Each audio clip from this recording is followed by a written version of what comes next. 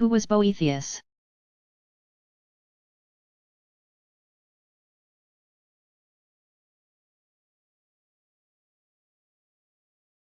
Boethius, Anicius Manlius Severinus, c.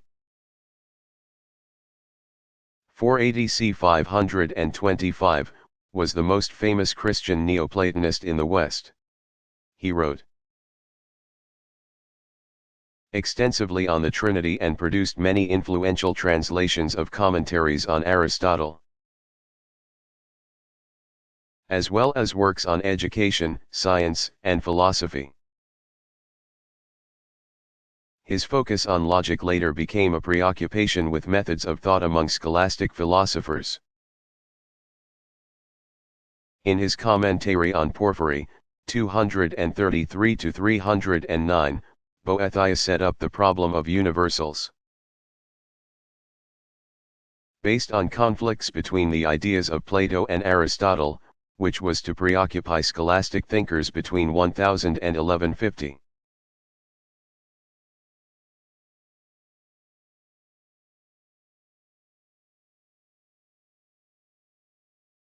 How did political events after the decline of Greece change philosophy?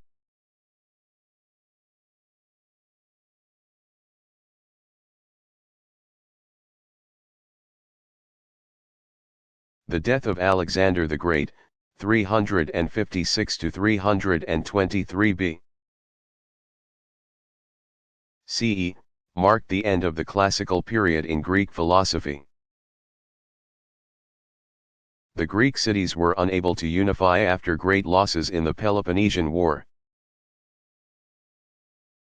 431-404 BCE. The next 800 years marked a period of great instability. As the political and cultural center of Western civilization shifted to Europe. As Rome came to dominate Greece, the uncontested brilliance of the Greeks faded into the past. Toward the end of this historical period, Christian thought and practice began to define almost every aspect of civilized life. Some pre-Socratic thought, particularly the ideas and practices of Pythagoras, lived on after the decline of Greece. Plato's work endured in new forms that were compatible with early Christianity. The Hellenistic or Greek-based forms of the new philosophies of skepticism, Stoicism, Epicureanism, and Cynicism spread throughout the Mediterranean world.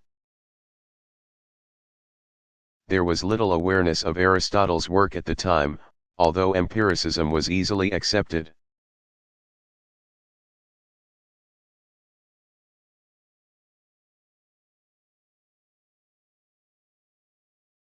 What was the Invisible College?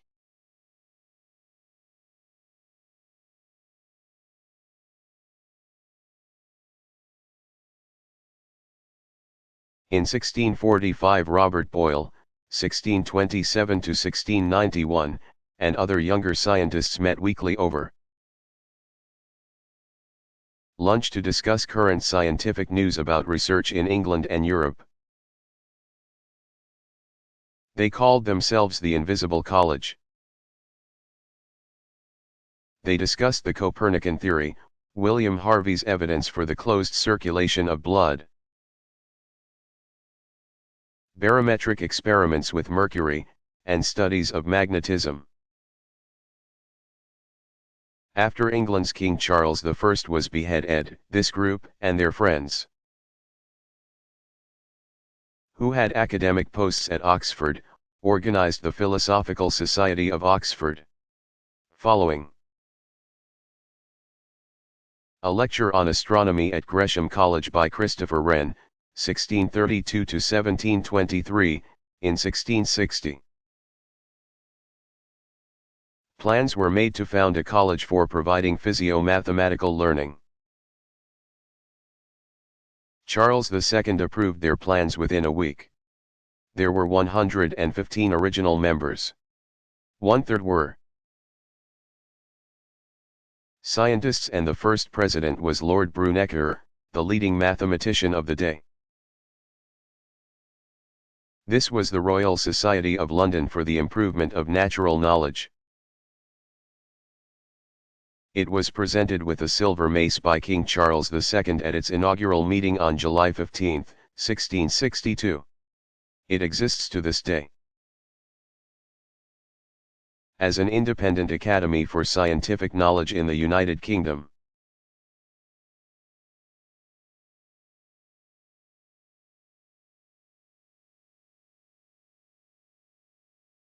Was 19th century evolutionary thought connected to ideas of progress?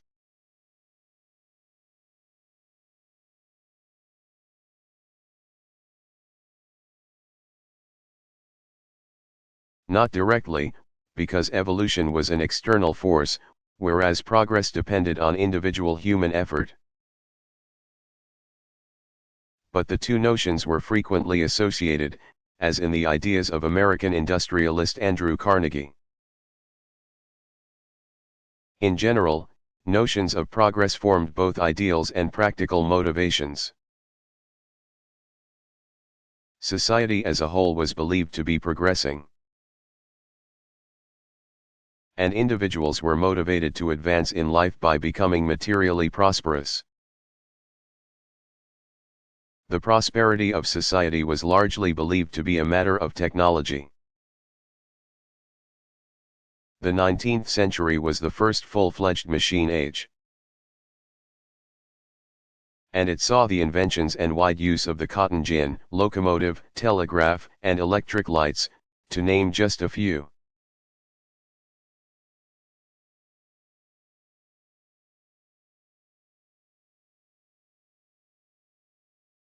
What was William Whewell's theory of induction?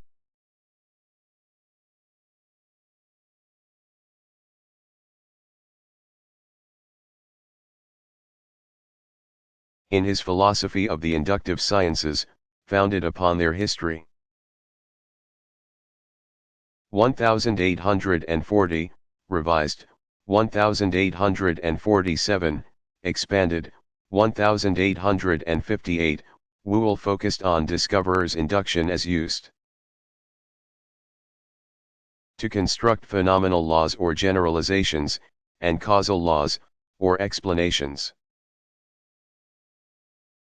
This is where he described colligation as a renovation of Francis Bacon's 15611626 principles. In colligation, the mind superinduces upon facts some conception that can be used to generalize. For example, Whewell described astronomer Johannes Kepler as having colligated the points of the Martian orbit. Whewell argued that discovery occurs not as the result of new facts, but in applying the right conception to existing facts. Thus, according to Whewell, Kepler applied his ellipse conception to the facts of Mars' orbit that were already collected by the Danish astronomer Tycho Brahe. Whewell believed that choosing the right conception to colligate facts cannot be done by simple observation or guesswork, but requires a special process in the mind in which we infer more than we see. Once theories are created, theories can be extended to what cannot be observed, such as light waves, orbit shapes, and gravity. In other words, Whewell thought that we always approach experience with something in mind that helps us interpret experience and go beyond it.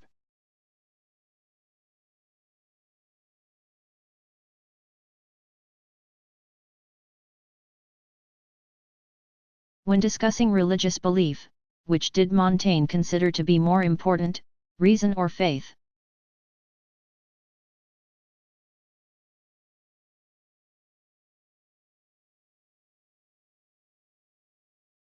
In considering reason versus faith as a foundation for religious beliefs, Montaigne, 1533 to 1592, claimed that faith,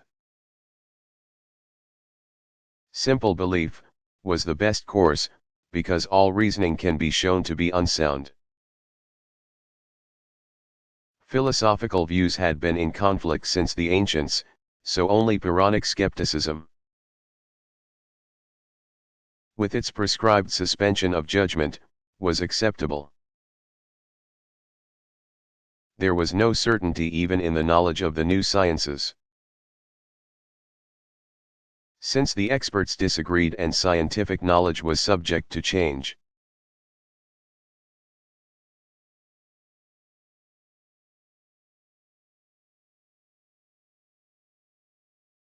Why was Aquinas called the angelic doctor by Catholics?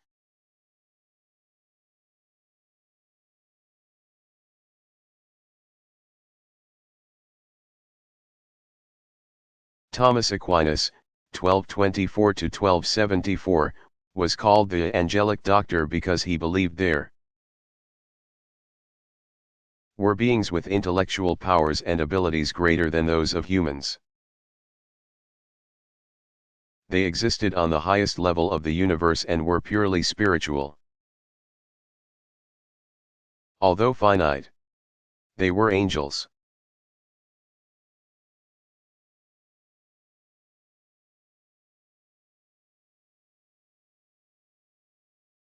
What is the distinction between deep and shallow ecology?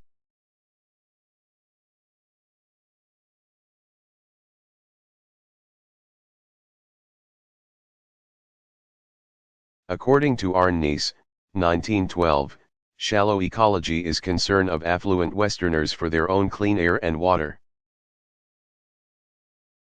abundant resources, and beautiful scenery.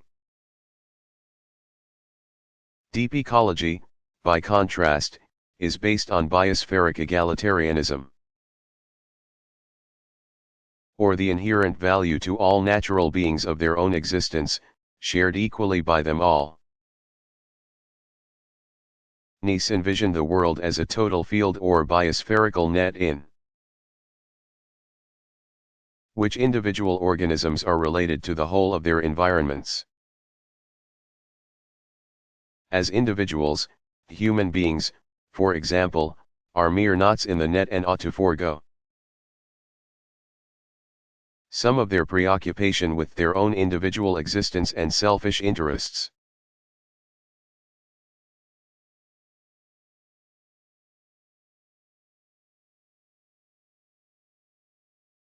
What kind of a Marxist was Jean-Paul Sartre?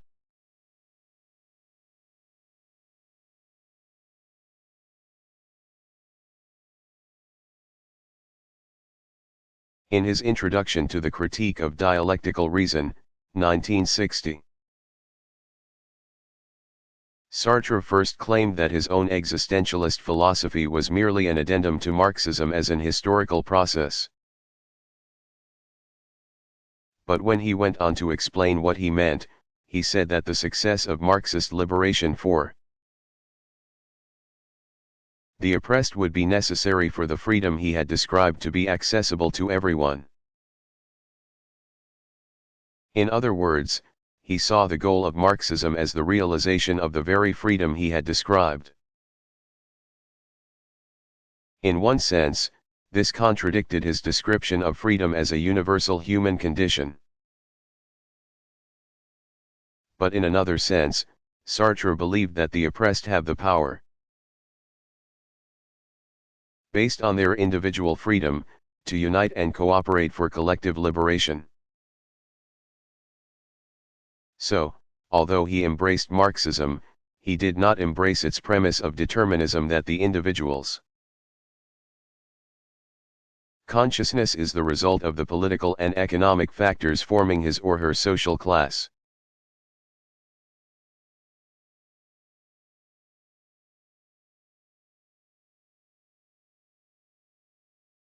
What is process philosophy?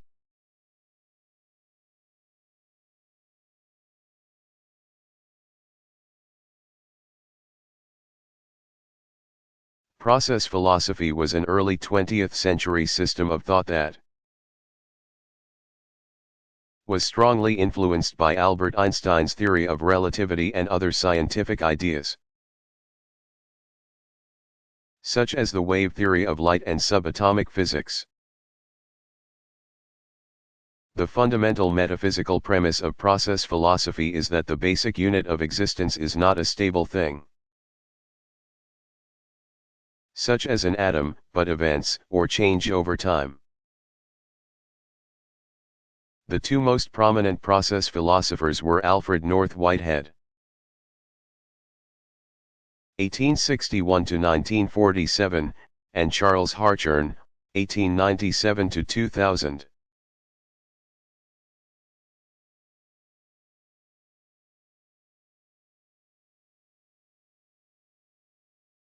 What was Thomas Hobbes' life like?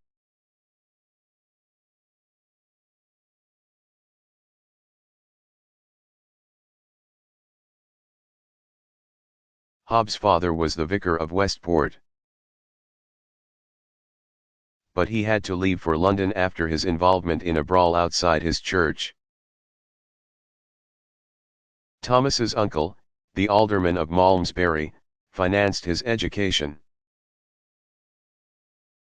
Hobbes studied Greek and Latin at Oxford University from 1602 to 1608, and after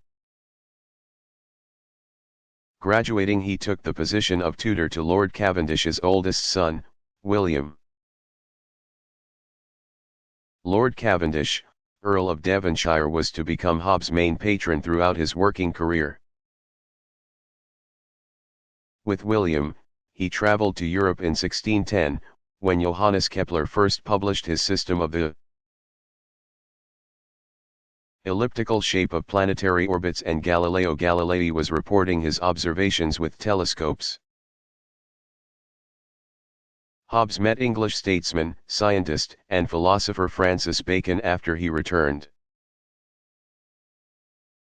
to England and agreed with him about the need to discard Aristotelian views of science. However, Hobbes did not subscribe to Bacon's inductive method. Bacon believed that scientific knowledge could be built up from observation. Hobbes, in contrast, was to develop a system of knowledge beginning from the first principles of matter and motion, from which the nature of experience could be deduced. Hobbes then began reading the classics and translated Thucydides' history into English in 1628. By this time, Sir Cavendish had died and his widow dismissed Hobbes to cut expenses. So, Hobbes went back to Europe to work for another noble family as tutor to Sir Clinton's son. He became interested in geometry as a method for conveying a philosophical system. His interest in astronomy was piqued when he met the astronomer, priest, and philosopher Pierre Gassendi, 1592 to 1655, as well as Galileo. From that exchange, he conceived the idea of applying the principles of the science to the human world, specifically to politics and history. He wrote little treatise, 1637, an explanation of sensation set out in a geometrical form, which was both an attack on Aristotle's theory, and his own original thought. He thought that the cause of all sensation was changes in motion of insensible particles. In 1650, Hobbes published his Elements of Law in two parts.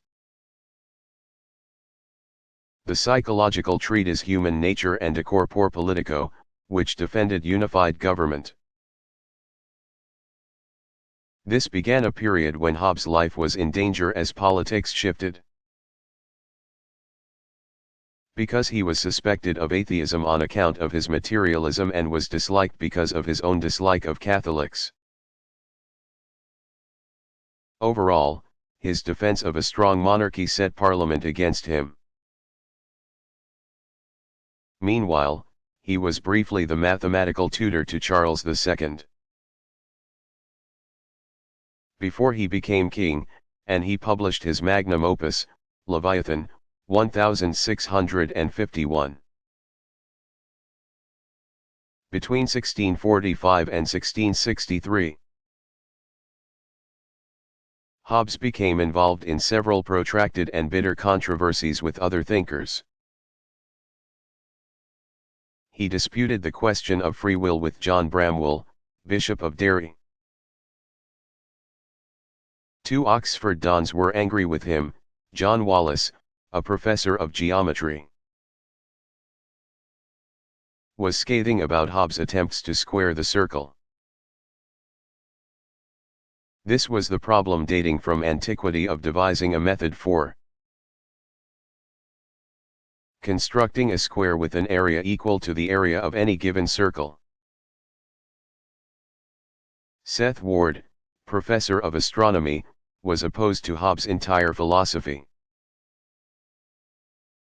Hobbes played tennis until he was 75, rewrote his autobiography in Latin verse at the age of 84.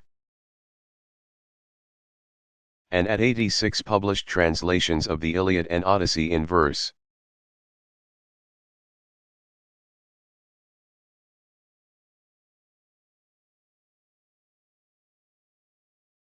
What was Karl Popper's contribution to philosophy of science?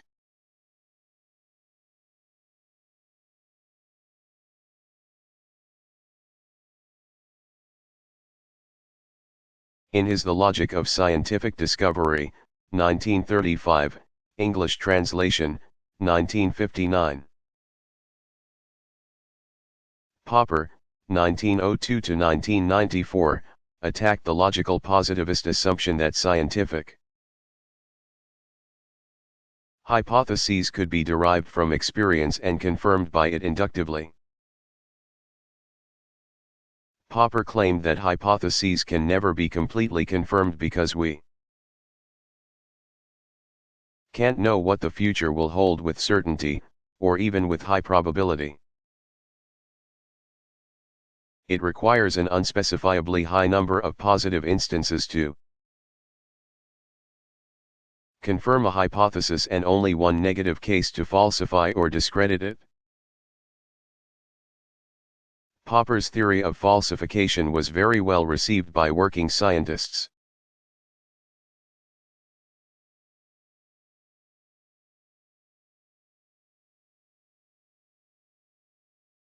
Did 19th-century American philosophers directly take up evolution?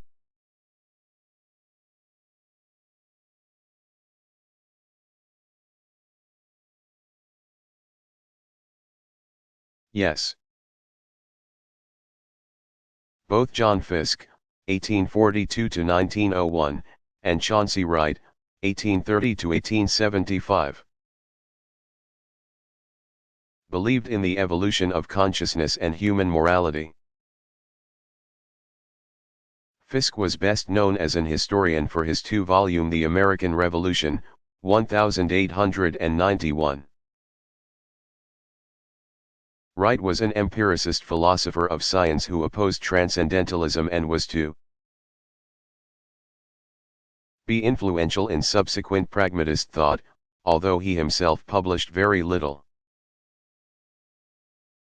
Lester Ward, 1841–1912, was a sociologist best known for dynamic sociology. 1883, but his main ideas in favor of intervention in social evolutionary processes proved to be relevant for future social and political philosophy.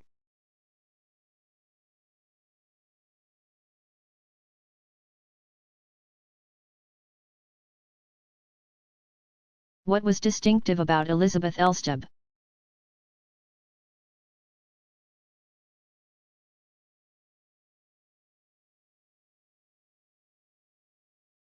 Elizabeth Elstob, c.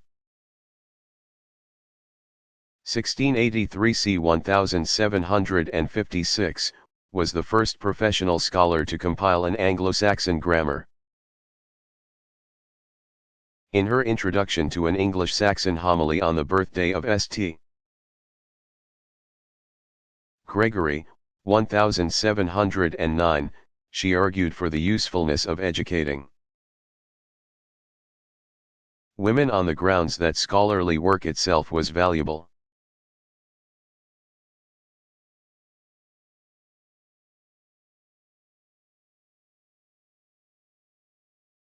Why did the Pythagoreans avoid fava beans?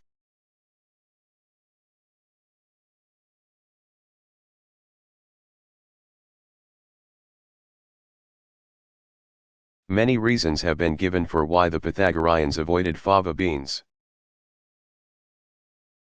A belief that fava beans contain the souls of the dead, the resemblance of the seed in the bean to a human embryo, so that eating them would be like cannibalism. Fava beans seem to have the shape of testicles or the gates of hell. They evoke oligarchy or rule by wealth because they were commonly used to draw lots. And they allow part of the soul to escape in causing wind or gas. Fava beans were the only beans available in Europe before the discovery of the Americas. Modern research has shown that some Mediterranean populations are deficient in G6PD enzyme. And 1/5 of those with the deficiency suffer kidney damage if they eat fava beans. On the other hand, young fava beans contain levodopa, which in controlled doses can be an effective treatment for Parkinson's disease.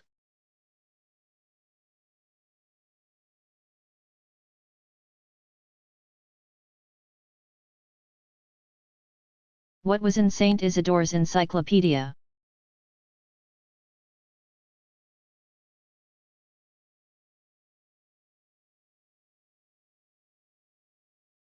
Saint Isidore of Seville's, c. 560-636, Encyclopedia. The etymology was an ambitious attempt to compile all the knowledge of its day in one source. It contained everything that was known and believed at the time, with little critical editing.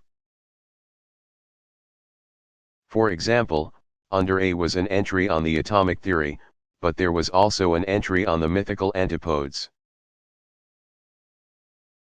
who were said to populate rocky plains in the south of Africa. Isidore related that their big toes were not on the inside of their feet, but on the outside, which afforded them greater agility in navigating their rocky terrain.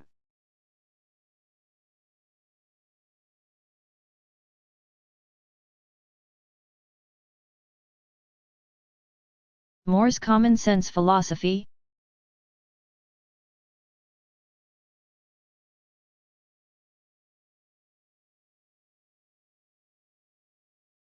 More made a distinction between what philosophers claim and what ordinary people believe. He wrote, "I do not think that the world or the sciences would ever have suggested to me any philosophical problems. What has suggested philosophical problems to me is things which other philosophers have said about the world or the sciences." His own philosophical approach was to analyze concepts or the meanings of words by determining the difference between any one concept before the mind or under consideration as an object of thought, and other concepts. In his writing, More demonstrated a methodical and thorough style of analysis. It was this calm, painstaking clarity that established his philosophical stature in the 20th century. How did G.E.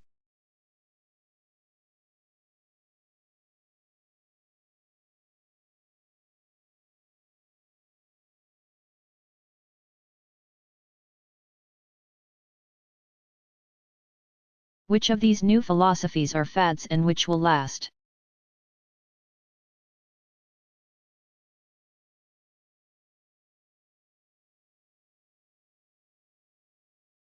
The history of philosophy teaches that the focus of a generation or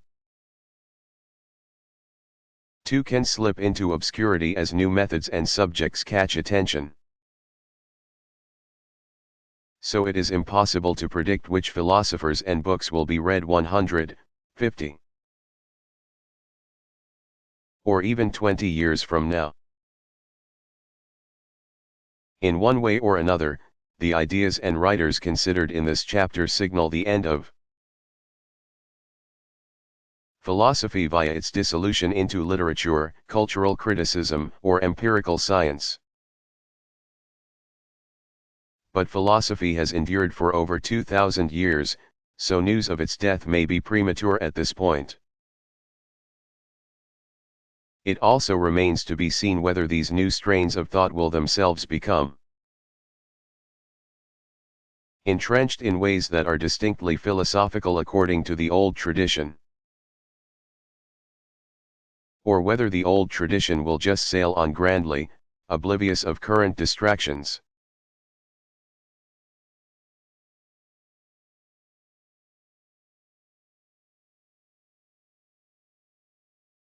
Why did philosophers become interested in mathematics, geometry, and logic during the 19th century?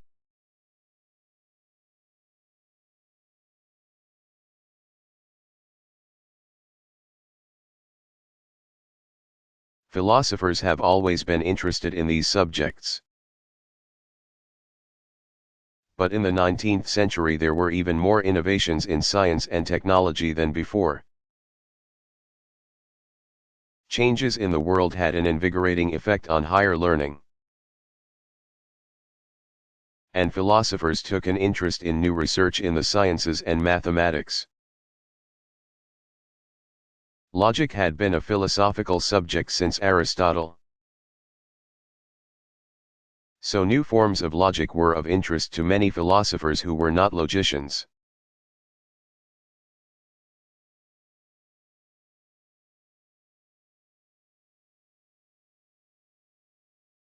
Did Rousseau support a free society?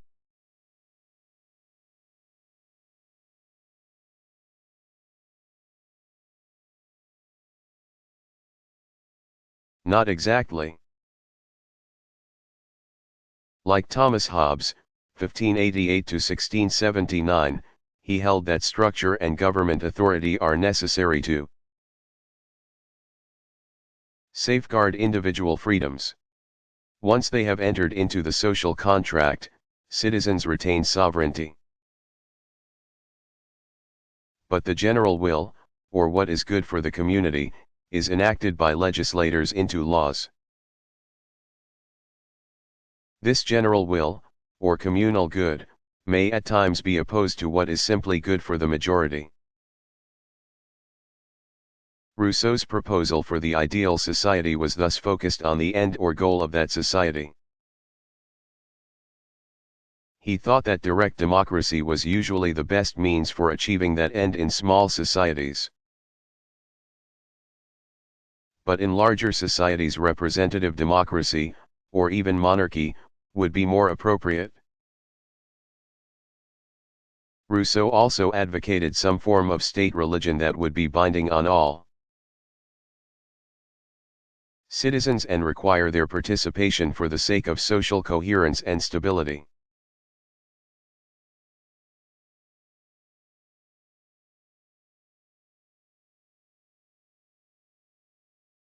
Why did philosophy start in ancient Greece?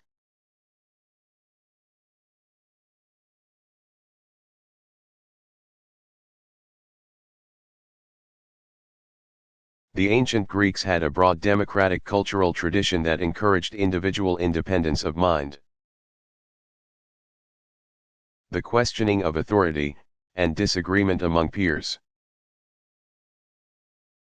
The seafaring, trading, and warring nature of the ancient Greeks was conducive to the development of intellectual cosmopolitanism among the privileged classes in this slave-owning society. From the pre-Socratics on, Greek philosophers were not merely thinkers, but also men of action, capable of leadership and civic involvement. Moreover, the Greeks were warlike and valued the virtues of combat, such as courage and honor. When it came to polite interaction, they did not hesitate to voice disagreement. A trait conducive to philosophical debate, as well.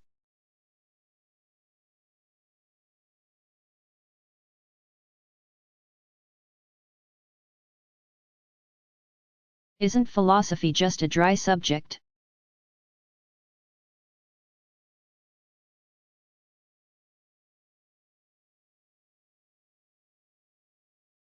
Not at all. Many philosophers were eccentrics.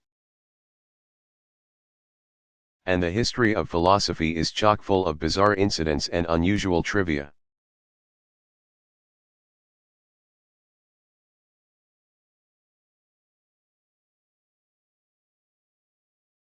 What are some important facts about Johann Gottlieb Fichte's career?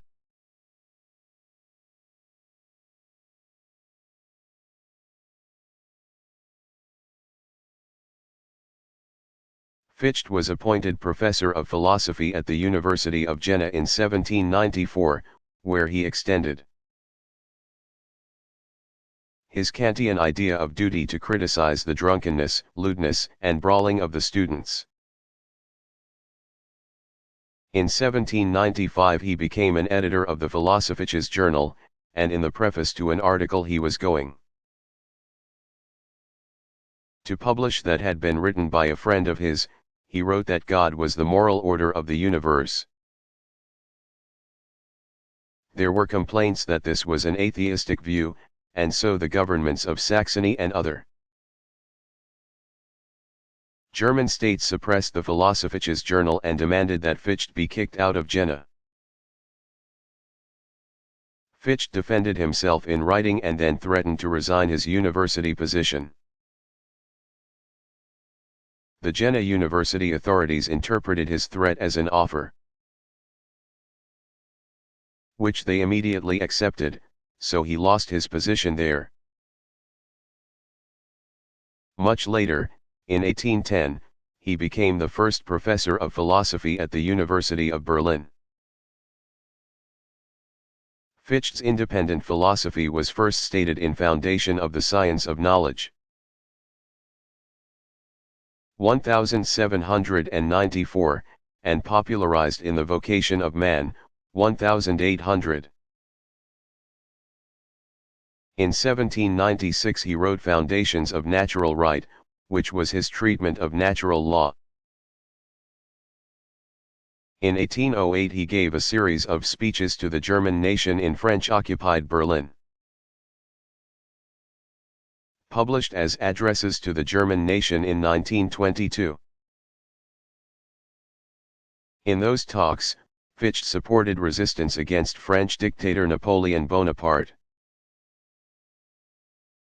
arguing for the common good.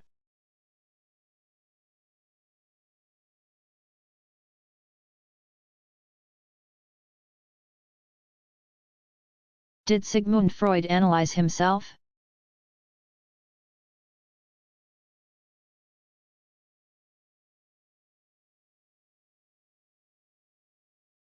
Yes, he did, and several examples show that he aimed for complete disclosure.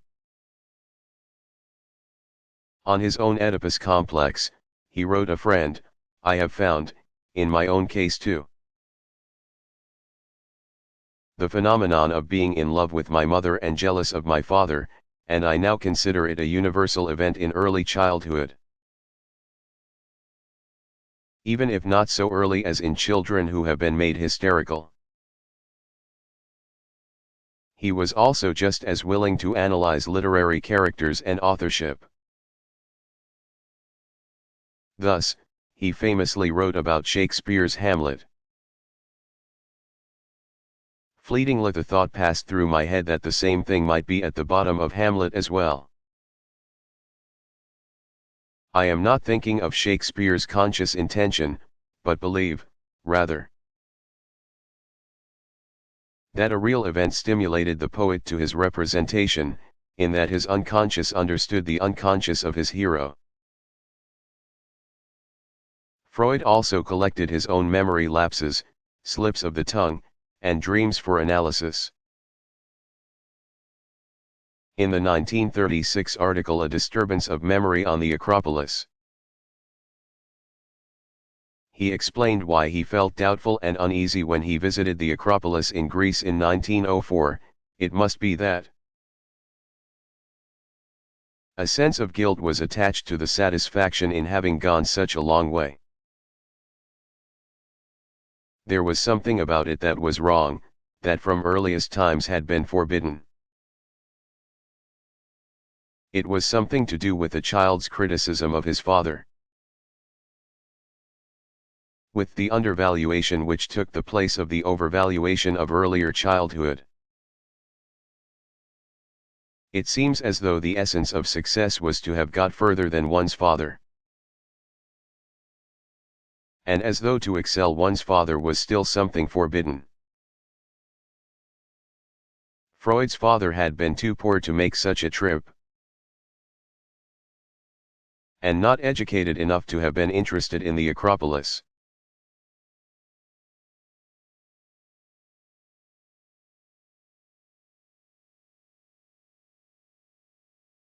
Who was Claude Lévi-Strauss?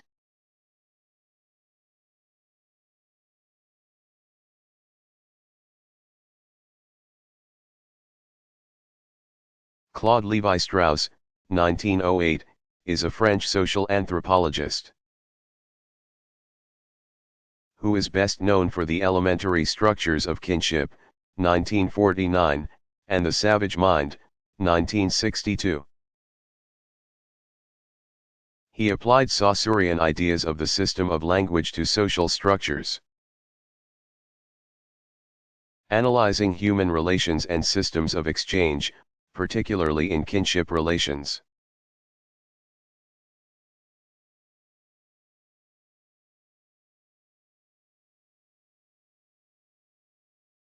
Would marriage have changed the emotional lives of 17th-century philosophers?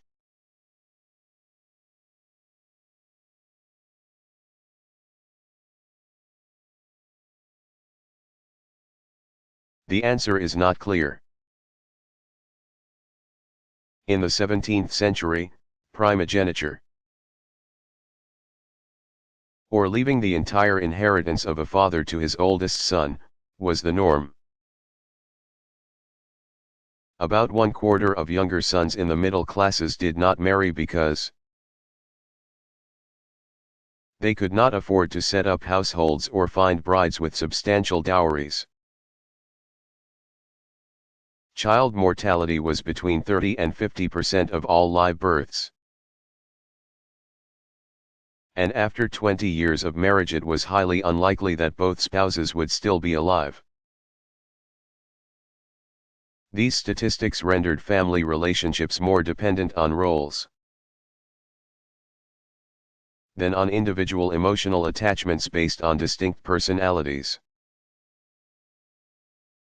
During the early modern period, people did not marry for what we consider to be romantic reasons. None of this is to say that there were not strong lifelong friendships between men and women. Philosophers such as René Descartes, John Locke, and Gottfried Leibniz had long-term female correspondence. But it is doubtful that they knew what we would call love.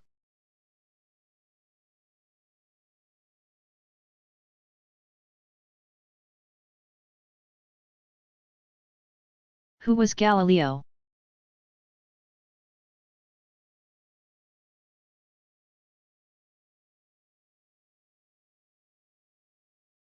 Galileo Galilei, 1564–1642, was an Italian natural philosopher, physicist, and astronomer.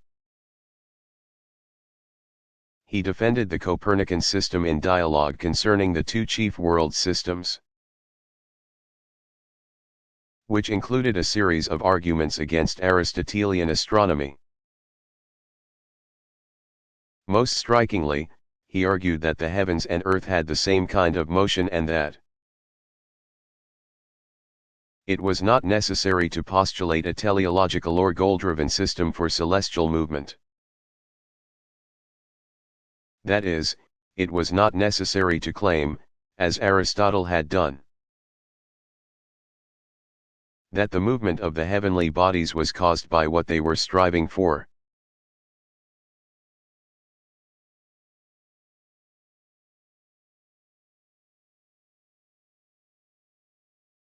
What was an essay in defense of the female sex?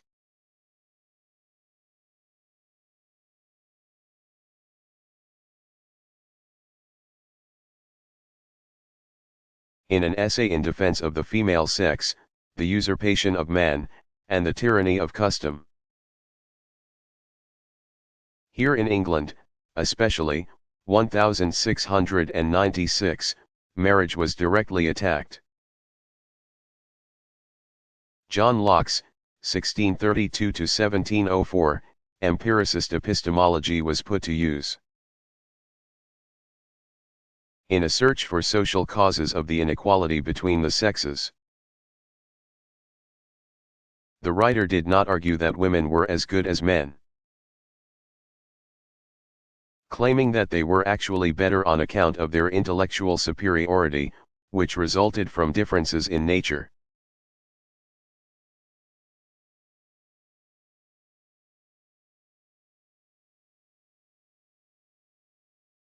Aquinas really have a recipe for making mice?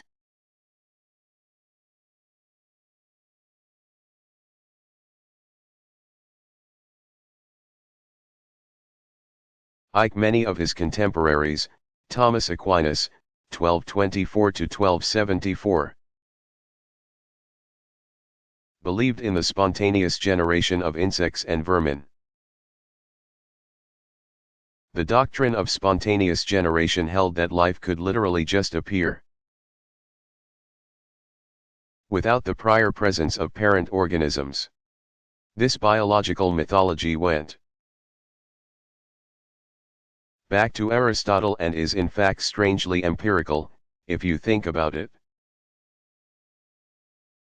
Flies, for example, do suddenly seem to appear out of rotting garbage. It took a long time, well into the 17th century, to discover that the maggots they spring from come from eggs laid by parent flies. Aquinas thought that insects sprang to life in filth, owing to the devil's influence. He thought that the development of mice, however, depended on changes in the positions of the stars. As proof of this origin of baby mice, Aquinas had a recipe. Take some old rags and wheat and leave them undisturbed in a drawer for a while, to give the stars enough time to exert their effects, and then take a peek. Again, there is a crude empiricism at work here. If there are mice in a dwelling, its inhabitants rarely see them breed. And rarer still do they observe female mice building nests and giving birth. If this has happened in a neglected drawer, all that may be evident when one suddenly opens it is the litter of pink babies when the last time one looked there was nothing but old rags and wheat. If you try this at home, the wheat is probably unnecessary, although the mother mouse will doubtless appreciate it.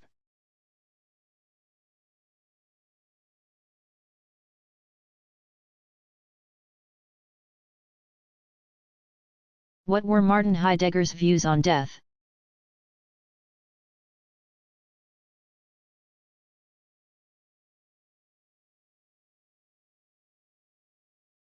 Heidegger thought that the individual's death had to be wrested away from the they, who made of death something impersonal that was ordinary, but which somehow didn't happen to anyone in particular. Heidegger claimed that death is in each case my own and that authentic existence requires an attitude of anticipatory resoluteness toward one's own death. It is nothing less than conscience, the call of care, which draws a person to attend to his or her own death. The problem is that Dasein cannot be completed until Dasein is no more. But when Dasein is no more, Dasein will no longer be as a concrete individual. And furthermore, its own death is a nothing. Heidegger took this to mean that we are constantly being called to a nullity, in a paradoxical need to authentically be that which we most fully are. This nullity in the essence of Dasein, which in Heidegger's terminology is always outstanding. So long as Dasein is, creates a primordial anxiety in Dasein. Heidegger meant that the fact that our death is always in the future is what makes us always anxious. But of course, if our death were in the present, we would no longer exist. So we mortals have to put up with the fact that we will die as something that we are always aware of while we are alive.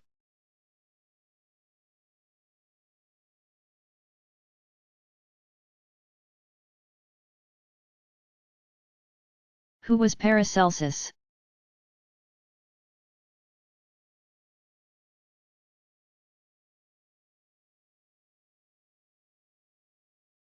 Paracelsus was the pseudonym of Philippus Orolus Theophrastus Bombast, a.k.a.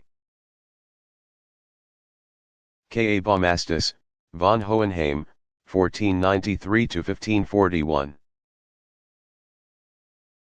His father was a medical doctor in Switzerland. Paracelsus traveled continuously after age 15 and studied medicine in Germany and Austria. He then traveled in Europe, combining surgery with his medical practice. Surgery was then considered a craft lower in status than medicine. So this was a significant risk for any physician. In 1516 Paracelsus became a medical lecturer at the University of Basel. After he cured the famous printer Frobenius. His teachings against Avicenna, 980-1037, and Galen, c. 129 c. 216 CE, were controversial. And he was forced to resume his life of travel in 1528. Paracelsus introduced several lasting medical innovations: chemical urinalysis, a biochemical theory of digestion; wound antisepsis, the use of laudanum for pain, and the use of mercury for syphilis. His books were mainly about human nature and the place of man in the cosmos. But he also wrote important treatises on syphilis.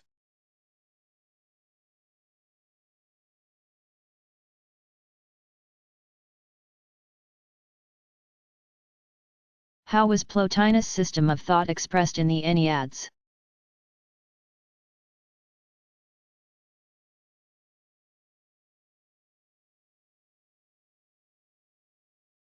Plotinus, 205–270, system of thought was arranged in the Enneads, which was made up of 6 groups of 9 essays. The first 3 groups are about the physical world and human interaction with it. The 4th group is about the soul, the 5th is about intelligence, and the 6th is about the One. Although Plotinus thought he was a faithful student of Plato, he in fact added ideas from Aristotle, the Stoics, and his own philosophical imagination. Plotinus divided the Platonic imperceptible world of forms into 3 parts: the One, intelligence, and the soul. The One is above everything that is, because it is the highest principle of being and causation. As a principle, however, the One is everything, in everything. Because the One is a unity, it has no thought or awareness, which requires a separation between thinking and the object thought. Paradoxically, the One is both completely ignorant, lacking awareness even of itself, but also, in its own way, aware of everything that it has created. After the One, there is intelligence, which corresponds to Plato's specific forms, taken as a totality. Intelligence has an idea for everything that exists. Intelligence also contains number, which corresponds to souls, and it contains original matter. However, there is not an endless multiplication of ideas because, as the Stoics proclaimed, every so often the entire world is destroyed.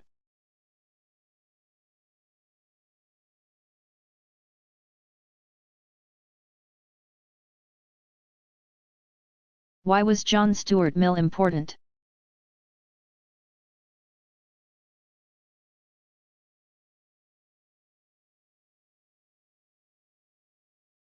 John Stuart Mill, 1806 to 1873, is to this day studied most for his work on ethics, which codified utilitarianism. One of the three major philosophical moral systems, along with virtue ethics and deontology. However, he had important political influence, too, as a British progressive, and also codified the empirical philosophy of science. His contributions to both democratic progress and the philosophy of science were so influential that they are often taken for granted politically and in definitions of science, without a perceived need to trace their authorship.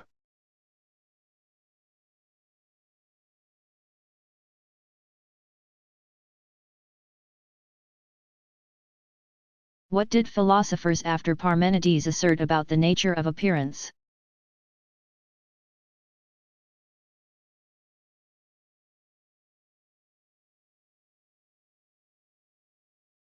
Before Plato, there were several attempts by philosophers to rescue the reality of changing, moving components of our ordinary experience from Parmenides' claim that the only thing that is real is the One, which does not change. These philosophers who came after Parmenides tried to establish the reality of things that move or change. Or in other words, they wanted to reassert common sense against Parmenides' mysterious claim that the world we think is real is not real, because it is not the One. Plato returned to Parmenides' ideas as a foundation for a more elaborate distinction between appearance and unperceived reality. Although for Plato the unperceived one was in fact many. Aristotle provided the most successful defense of common sense and of the reality of appearance by insisting that the world of appearance was real.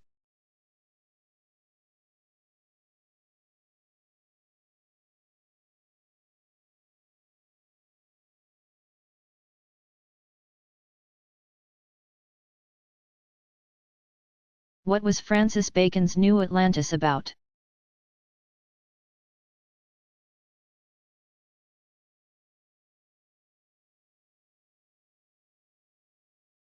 Francis Bacon's New Atlantis was published in 1626 and went through 10 editions by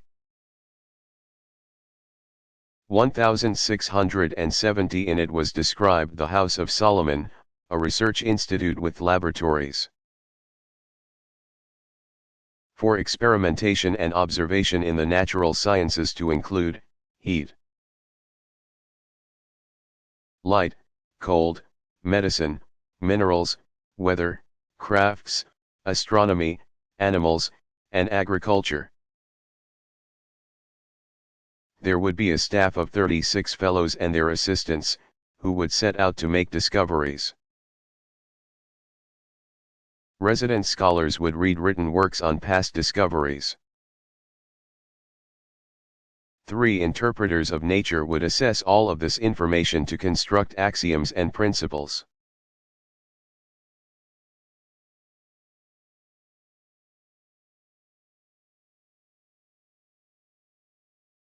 What is known about Copernicus' life?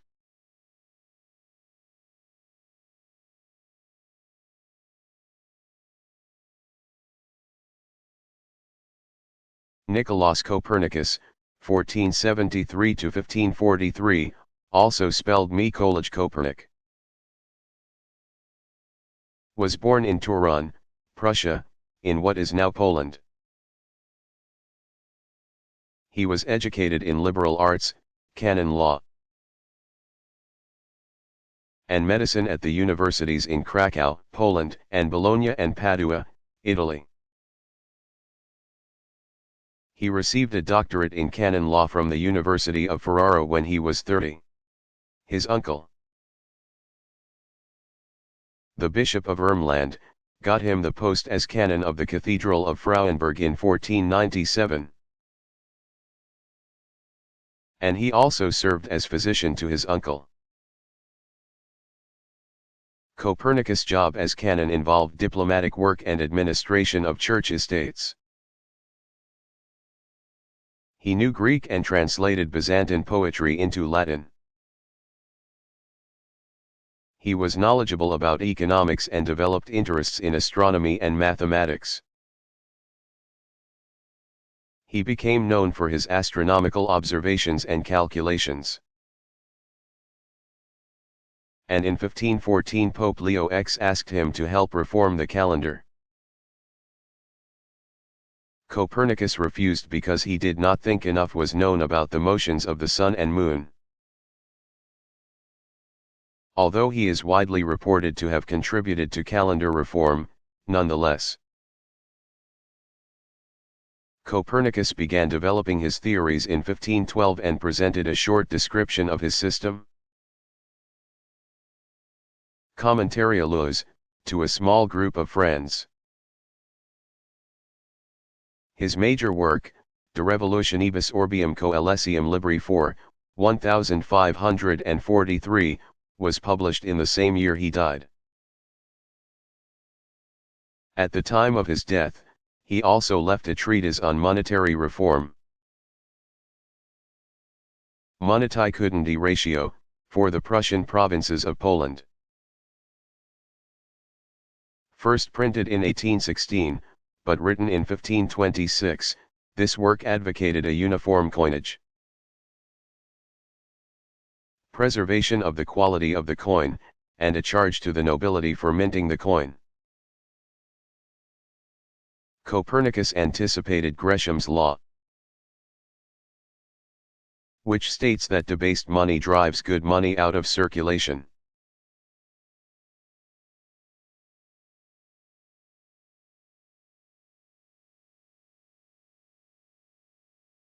What happened to the founders of the St.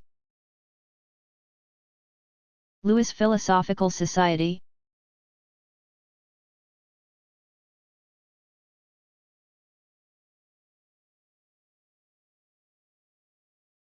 They went on to distinctive careers. Henry C. Brockmeyer, 1826 to 1906, set up a law office and was elected to the Missouri Senate. He composed the Missouri Constitution in 1875, became lieutenant governor, and was acting governor from 1876 to 1877. Then he moved farther west, lived with the Creek Indians, and attempted to get his translation of Friedrich Hegel's, 1770 to 1831, Science of Logic, 1812, published, which he never did. He ended up whittling wood and making toothpicks, which he brought to St. Louis to sell. William Harris, 1835 to 1909, became a journalist and lecturer. Head of the Concord School, and Missouri's first Commissioner of Education. Denton Jacques Snyder, 1841 to 1925, wrote more than 60 books,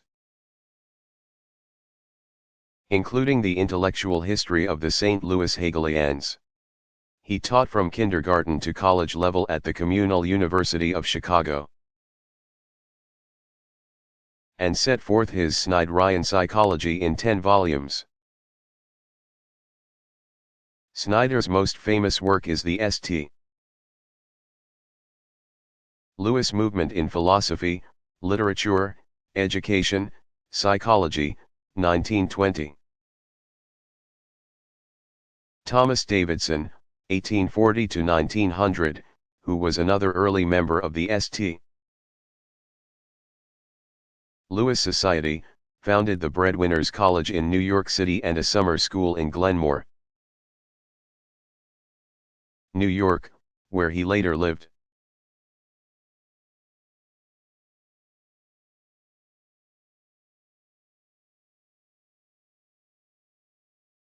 Who was William of Ixom?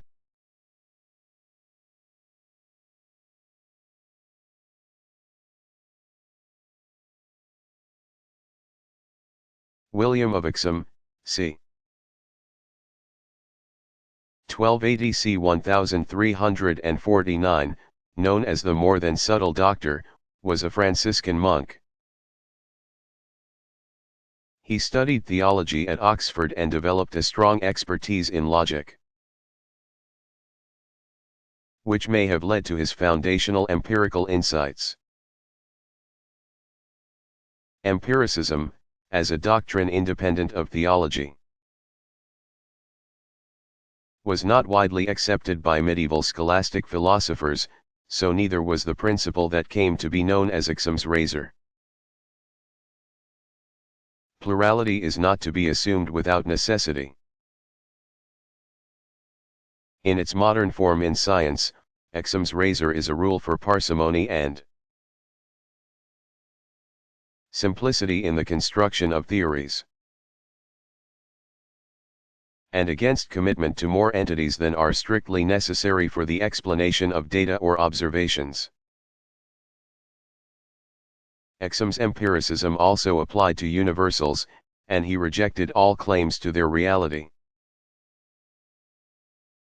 The only real things, according to Ixom, were existent particulars. He held that universals were the names of concepts, a doctrine called conceptualism. He asserted that there was no willed causation in nature, which entailed that even God could not interfere in physical causal laws. Although Ixom did believe that God could intervene in human cognition.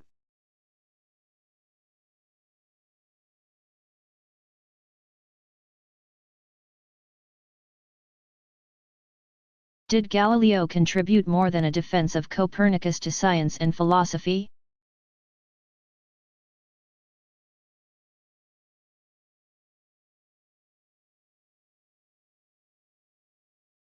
Yes. Galileo, 1564 to 1642, is credited with having founded modern mechanics by proving the laws of gravity and acceleration. He also discovered the principle of independent forces and created a theory of parabolic ballistics that accounted for the trajectory of projectiles by positing parabolic arcs for their movement. His innovations in the technology of science included an air thermoscope, a machine for raising water, and a kind of computer for geometrical and ballistic calculations. In pure science he discovered the isochronism of the pendulum. that the oscillation period of pendulums of equal length is constant, and he invented the hydrostatic balance. An accurate device for weighing things in water and in air. With the use of telescopes, he discovered the moons of Jupiter. The existence of mountains on our moon, and sunspots. He also described the Milky Way in greater detail. His claim that there were blemishes or what we would call sunspots on celestial bodies was in itself heretical to some church authorities. Philosophically, Galileo insisted on completely naturalistic causes for the observable world. But he did not object to postulating remote or unobserved causes, according to a retroductive inference. His method of analysis involved taking effects apart and then theoretically putting them together in a new way to fit postulated causes. Insofar as this was a form of hypothetical inference,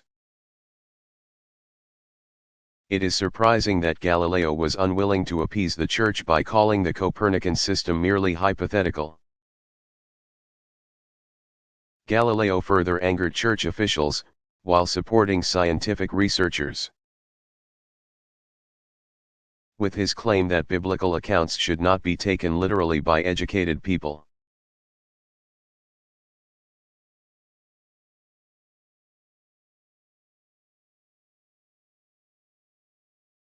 What is the Lens Crafters Society?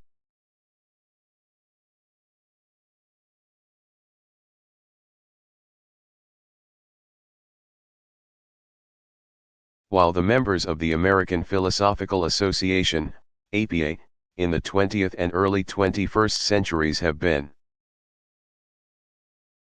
for the most part, employed as academic philosophers, not everyone with a Ph.D. in philosophy is able to find work as a professor, and some of them do not have other jobs, either. The APA has tried to accommodate these unemployed philosophers at its annual meetings, and it sponsors an organization for them that is called the Lens Crafters Society. In honor of Spinoza, who polished lenses for a living.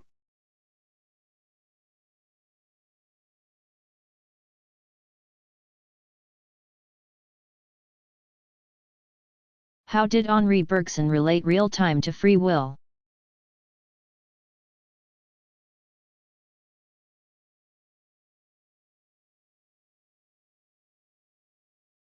Real time, according to Bergson, cannot be imagined as points on a line in space, like scientific clock time. Real time is intuited directly and within us, it is the ground of spontaneous free acts. Our free will is our spontaneous free acts, which are unpredictable. Intuition and analysis parallel this distinction. Intuition apprehends duration directly and examines it, whereas analysis breaks duration up into unchanging concepts.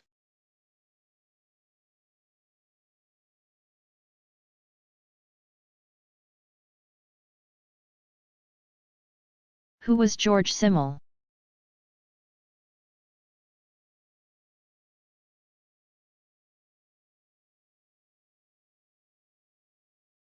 George Simmel, 1858 to 1918, was a philosopher and early sociologist. He was born in Berlin and lived most of his life there. Simmel wrote about a wide range of subjects, including ethics, philosophy of history, education, religion, art, and money. His writing style was digressive rather than tightly analytic, as was expected in German philosophy at that time. Overall, as a Lebensphilosoph, or philosopher of life. Simmel saw life as more than itself, in other words, more than the human biological organism and its processes, because it was productive, particularly in cultural creativity. Perhaps Simmel's most distinctive work was his Philosophy of Money, 1900. A subject that few philosophers have directly addressed, then or since. He also wrote about fashion.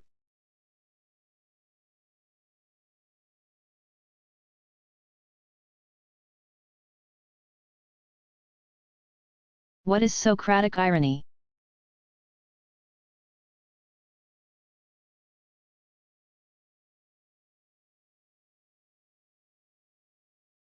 In both real life and Plato's dialogues, Socrates liked to draw his audience into debate by presenting himself as knowing nothing. The oracle at Delphi had said that there was no man wiser than Socrates.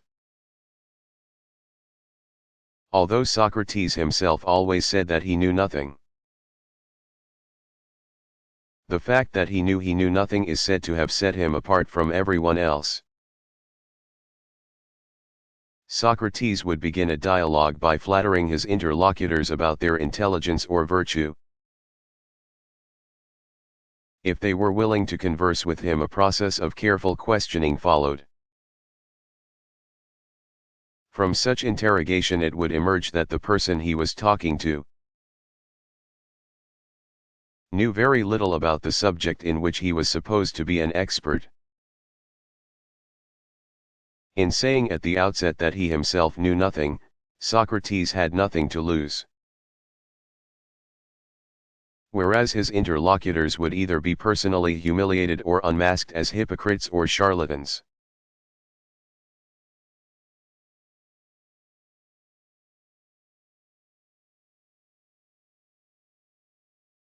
Who was Peter Kropotkin?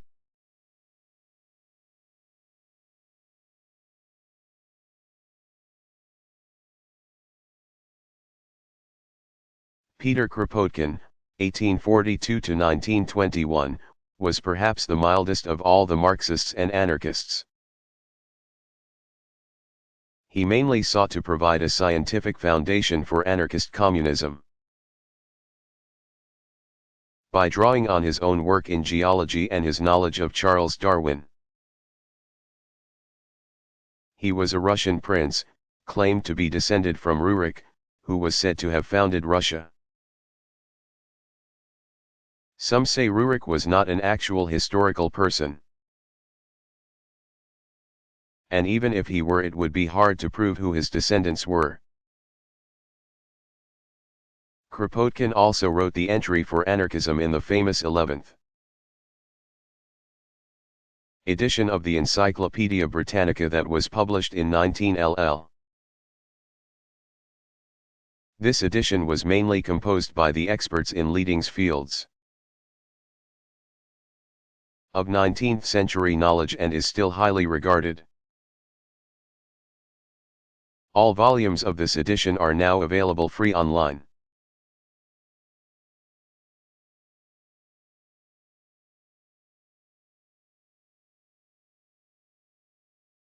What was Karl Popper's theory of falsification?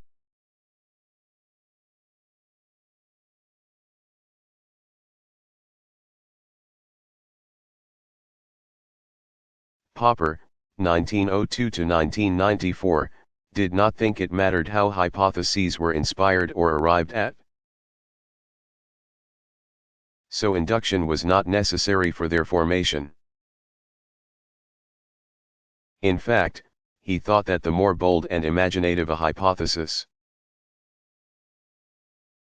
the more scientific it was, because it would be possible to specify what would falsify it. He argued that science progresses through a process of falsification, or, if hypotheses withstand crucial tests, then corroboration, but never confirmation. Hypotheses or theories that cannot be falsified, such as religious, Marxist, or Freudian claims, according to Popper, could never qualify as scientific claims.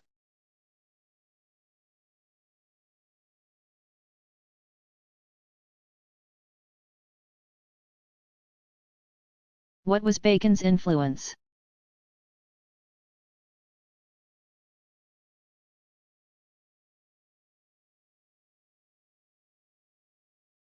Francis Bacon's, 1561–1626, requirements for causal explanations were universally accepted as the basic principles of methodology in the new science. In the 19th century, the empiricist philosopher John Stuart Mill, 1806–1873, restated them as the basis of scientific investigation in his time. Bacon's aspirations for an association of scientists were eventually realized in the British Royal Society. Bacon's methodological principles, combined with Kepler's theory of elliptical orbits, were built on by Isaac Newton, 1643–1727. For his culminating scientific system of the fundamental structure and operating laws of the universe. And Newton's work was to hold at least until Albert Einstein's 1879–1955, theories in the early 20th century.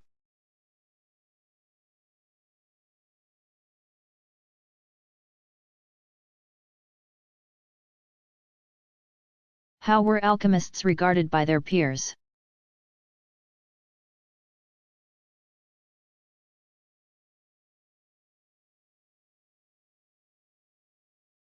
Alchemists were regarded with suspicion by traditional thinkers and theologians. But their constant experimentation with metals and plant stuff resulted in discoveries useful in tanning, dyeing, metallurgy, and other so-called Baconian sciences. The figure of the magus, or wise man, or sorcerer, or even warlock, was associated with alchemy throughout its history. The science of modern chemistry had its early experimental roots in alchemy, which some think is the main reason why it was not accepted as part of the scientific curriculum in higher learning until well into the 19th century. The theory behind alchemy was Neoplatonic. Its main principle, as above, so below, meant that man was a microcosm of the cosmos. In addition, time was believed to be cyclical, and the universe was seen as a being that is alive with divine spirit.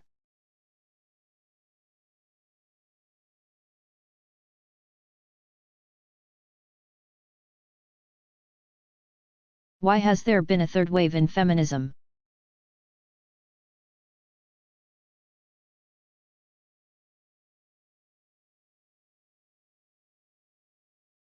According to its critics, the second wave was presumed to speak for all women while it merely propounded the interests of a small group of white, privileged American intellectual women.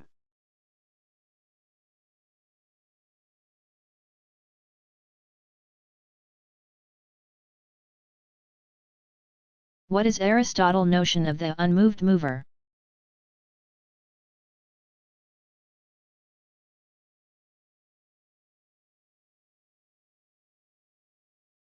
According to Aristotle, all of nature develops, changes, comes into being, and passes out of being through the operations of the four causes. However, and here Aristotle's metaphysics and philosophy of science take on a theological tone. Not unlike Plato's causal chains cannot be infinite. So there must be a first cause, something that is not itself caused, an unmoved mover.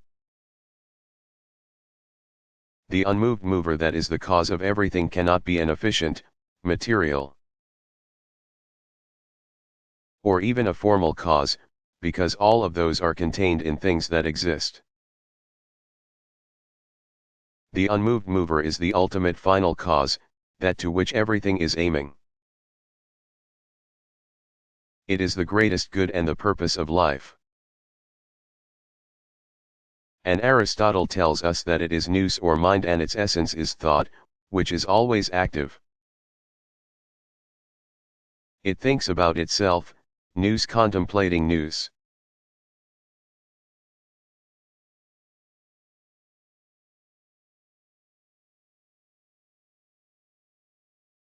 Was Descartes a Cartesian?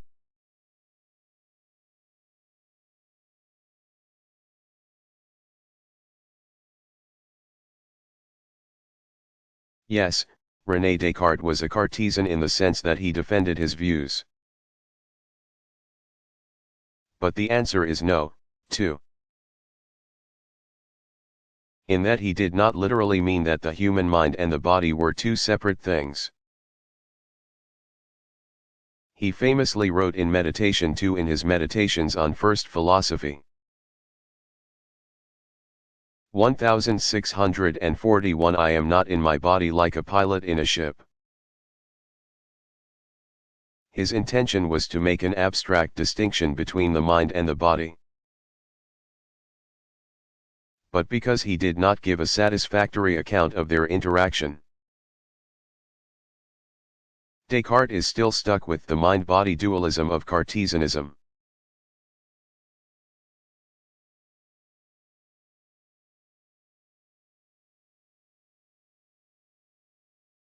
What was Jean-Paul Sartre's version of existentialism?